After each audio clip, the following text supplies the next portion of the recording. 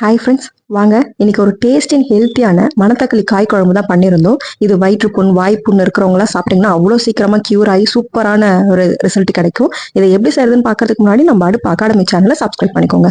ஒரு கடாயில எண்ணெய் விட்டு எண்ணெய் லைட்டா சூடானதும் ஒரு கைப்பிடி நிறைய சின்ன வெங்காயம், 2 ஸ்பூன் மல்லி, 1 ஸ்பூன் சீரகம், 1 ஸ்பூன் மிளகு, உங்க காரத்துக்கு தகுந்த மாதிரி காஞ்ச மிளகாய் ஆட் பண்ணிக்கோங்க. நான் ஒரு 4 காஞ்ச மிளகாய் ஆட் பண்ணிக்கிட்டேன். கூடவே 2 கொத்து கருவேப்பிலை எல்லாத்தையும் நல்லா லோ ஃப்ளேம்ல நல்லா வறுத்துட்டு இந்த அளவுக்கு வந்ததும் இதை கம்ப்ளீட்டா ஆற வச்சு இந்த மாதிரி ஃபைன் பேஸ்டா அரைச்சி எடுத்து தனியா வச்சுக்கோங்க.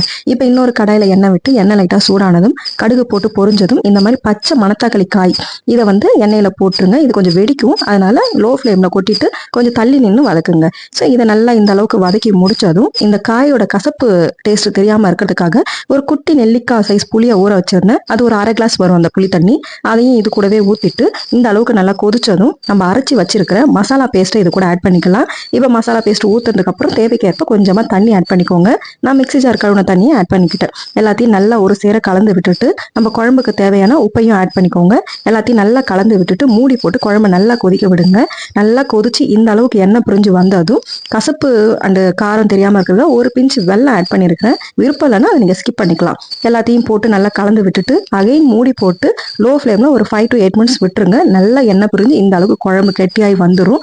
அவ்வளோதான், கமகமன்னு டேஸ்டியான மணத்தக்காளி காய் குழம்பு ரெடி. இந்த காய் சிட்டியில் இருக்கவங்களுக்கு மோஸ்ட்லி கிடைக்காது. கிடைச்சதுன்னா மறக்காம இந்த டிஷ்ஷை ட்ரை பண்ணுங்க.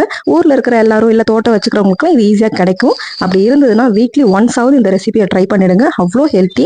மறக்காம இந்த ரெசிபியை ட்ரை பண்ணிட்டு டேஸ்ட் எப்படி இருந்தது எனக்கு கமெண்ட் பண்ணுங்க. நம்மளுடைய ரெசிபிஸ் உங்களுக்கு பிடிச்சிருந்ததுன்னா லைக் பண்ணுங்க, ஷேர் பண்ணுங்க, சப்ஸ்கிரைப் பண்ணுங்க. பாய்.